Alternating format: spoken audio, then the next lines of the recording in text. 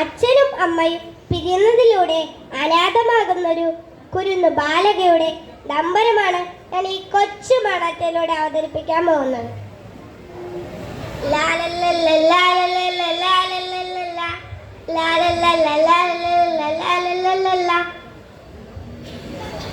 സുശീലേ, എടി സുശീലേ, നീ ഇതെവിടെ പോയി കിടക്കാം? ഒരു ചായ ചോദിച്ചിട്ട് അരമണിക്കൂറായാലോടി. എന്നാ മനുഷ്യ, ഒന്ന് അടങ്ങിക്കോടെ. ഒരു ചായ വേണമെങ്കിൽ തന്നെ അങ്ങാടി എടുത്ത് കുടിക്കാം. ഇവളിത് അത്യാവശ്യപ്പെട്ട് എന്തെടുക്കുക? ആഹാ, ഇതായിരുന്നല്ലേ പരിപാടി. ഞാൻ കുറച്ചു നാളായി ശ്രദ്ധിക്കുക. നിനക്കിത്തിരി ഒഴുക്കൊക്കെ കൂടുതലാ. അമ്മേ അമ്മേ, ഇത് നോക്കി, എനിക്ക് സ്കൂളിൽ നിന്ന് കിട്ടിയ ട്രോഫിയാ. നോക്കമ്മേ, ഒന്ന് മാറി നിക്കടി. അവളുടെ ഒരു ട്രോഫി. എന്ത് ട്രോഫി? ഞാൻ എത്ര സന്തോഷത്തോടെ അമ്മേനെ കാണിക്കാൻ ഓടി വന്നതാ. അമ്മയൊന്നും നോക്കി പോലും ഇല്ല.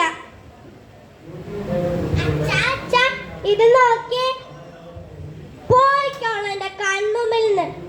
ആനക്കാര്യത്തിന്റെ അടുക്കാവുള്ള ഒരു ചേനക്കാര്യം. മുമ്പേ ഞാൻ എന്തോന്ന് മനസ്സിലായെന്ന് പറഞ്ഞ് മനസ്സിലാകെ കേമായി പോയി. ഞാൻ എനിക്ക് ഇഷ്ടമുള്ളത് ചെയ്യും. കല്യാണം കഴിച്ചു വന്നിട്ട് തൻ്റെ അടിമയൊന്നല്ല ഞാൻ. ധിക്കാരി, നിന്റെ അഹങ്കാരം ഞാൻ ഇന്നത്തോടെ കാണിച്ചു തരാടി. നിങ്ങൾ എന്നെ തല്ലിയല്ലേ? ഞാൻ ഇന്നത്തോടെ തൻ്റെ കൂടെ ഉള്ള പുറത്ത് ഞാൻ ഇന്ന് അവസാനിപ്പിക്കും. ഇനി നമുക്ക് കോടി വെച്ച് കാണാം. നീ അങ്ങനെ പോവാൻ വരട്ടെ, അവിടെ നിൽക്ക്. ഞാനും ഇത് കുറേ നാളെ ആലോചിക്കുക. നമുക്ക് ഇന്ന് തന്നെ വക്കീലിനെ കണ്ട് ഡൈവോഴ്സിന് ഒപ്പിട്ട് വാങ്ങിക്കാം. പക്ഷെ ഒരു കാര്യം, മോളൂട്ടിയെ ഞാൻ എടുക്കും.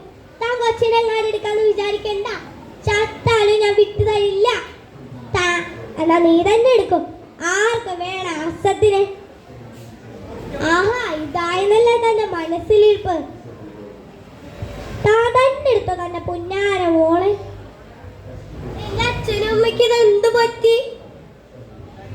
ഡൈവോഴ്സ് എന്ന് പറഞ്ഞ എന്നെ എന്റെ അച്ഛനും അമ്മയും പോകുന്നു.